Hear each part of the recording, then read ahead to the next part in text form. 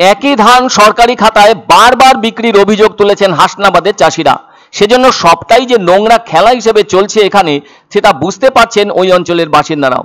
ফলে তারা সমবেতভাবে চাইছেন ওই ধান ক্রয় কেন্দ্রটি অবিলম্বে বন্ধ করে দেওয়া হোক। তাদের আরো অভিযোগ, এখানে সবটাই কালোবাজারি হয়। এ ব্যাপারে বরুণহাট রামেশ্বরপুর গ্রাম পঞ্চায়েতের প্রধান আবুল কালাম জানান, বিষয়টা আপনাদের কাছ থেকে জানলাম, সেজন্য খোঁজ নিয়ে দেখবেন তিনি। আসলে ওই বরুণহাট রামেশ্বরপুর গ্রাম পঞ্চায়েতের ভেতরে রয়েছে একটি সরকারি ধান ক্রয় কেন্দ্র। ওই কেন্দ্রে এলাকার কোনো চাষির থেকে ধান কেনা হয় না, যা ভারী আশ্চর্য রকমের ব্যবস্থা।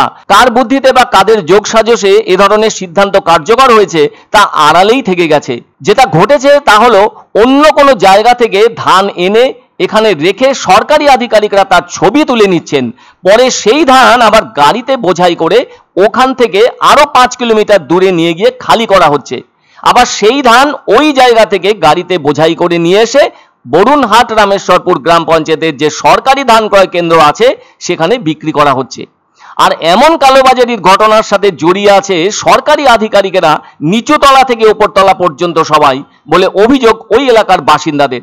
প্রশ্ন তো উঠছেই, কেন ওই সরকারি ধান ক্রয় কেন্দ্রে চাষিদের কাছ থেকে সরাসরি ধান কেনা হচ্ছে না? এ ধরনের ব্যবস্থার পেছনে তো নিশ্চয়ই অন্য কোনো চক্র কাজ করছে। তা না হলে তো এমনটা হতে পারে না। অথচ এই রাজ্যের ভেতরেই ঘটে চলেছে এমন ঘটনা। দুর্নীতির এমন চাঞ্চল্যকর অভিযোগ উঠেছে উত্তর 24 পরগনার হাসনাবাদে। আর ওখানকার বাসিন্দারা এমন ঘটনার কারণে যথেষ্ট ক্ষুব্ধ। তাদের প্রশ্ন, সরকার দেখেও দেখছে না কেন? প্রধানের ভূমিকা নিয়েও তো অনেকেই প্রশ্ন তুলেছেন। উনি তো কিছুই জানেন না বলে হাত ধুয়ে ফেলেছেন। তা তো হতে পারে না। ওনার গ্রামের মানুষজন যখন প্রশ্ন তুলেছেন ধান ক্রয় কেন্দ্রের দুর্নীতি নিয়ে, সেক্ষেত্রে ওনার উচিত ছিল বিষয়টা চ্যালেঞ্জ হিসাবে নিয়ে তা পরখ করা। প্রধান তো ধরি মাছ নাছুই পানির মতো ব্যবহার করলেন নিজের পদ বাঁচাতে বলে অভিযোগ স্থানীয়দের।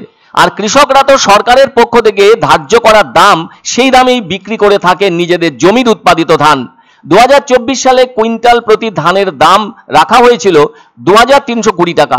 পশ্চিমবঙ্গ সরকারের খাদ্য ও সরবরাহ দপ্তর সারা রাজ্যে কেন্দ্রীয় ধান ক্রয় কেন্দ্র স্থাপন করেছে, যা কিনা সমস্ত জেলার ব্লকগুলির কোনো নির্দিষ্ট স্থানে। ছুটির দিন বাদে অন্য দিনগুলোয় সকাল 9টা থেকে বিকেল 3টে পর্যন্ত ধান কেনা চলে। এমন পদ্ধতিতে কৃষকেরা ফরেদের কবলেও পড়ছেন না। যে ধান কেনা হয়ে থাকে সেগুলো শুকনো, পরিপক্ক, সঠিক গুণমান সম্পন্ন, উপযুক্ত পুষ্টিগুণ সম্পন্ন এবং একই ধরনের সাইজ বা রং থাকা দরকার।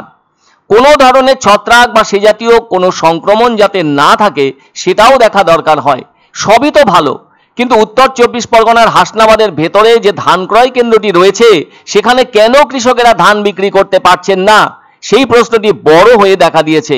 সেজন্য ওখানকার মানুষজন চাইছেন দুর্নীতির আখড়া হওয়া তাদের এলাকার ধান ক্রয় কেন্দ্রটি অবিলম্বে বন্ধ করে দেওয়া দরকার। এমন দাবিও যে আরেকভাবে সরকারকেই লজ্জায় ফেলবে বলে মনে করছেন অনেকে। ধান 2-3 বিক্রি হচ্ছে, সেই কারণে গাড়িতে লোড হচ্ছে, আবার আর্ধেক রাস্তা গিয়ে ফিরে আসছে, ফিরে এসে আবার সেই ধান থেকে খালি হচ্ছে, আবার লোড হচ্ছে, আবার চলে যাচ্ছে। বন্ধ হোক, এই কালোবাজারি বন্ধ হোক। এখানে নিশ্চয়ই 256 ওটা লরির থেকে খালি হচ্ছে। হ্যাঁ, টুকটা খালি হয়। আমাদের পঞ্চায়েতের চাষিরা ধান দেন এবং সেই ধান 5টার মধ্যে এখান থেকে ডিসপাস হয়ে মিলে চলে যান। এটা বিরোধীর একটা অপপ্রচার মাত্র না। যদি এরকম কোনো ঘটনা যদি ঘটে থাকে এবং তার যদি সত্যতা থাকে, তাহলে আমরা অবশ্যই তার জন্য আইনানুগ ব্যবস্থা নেব।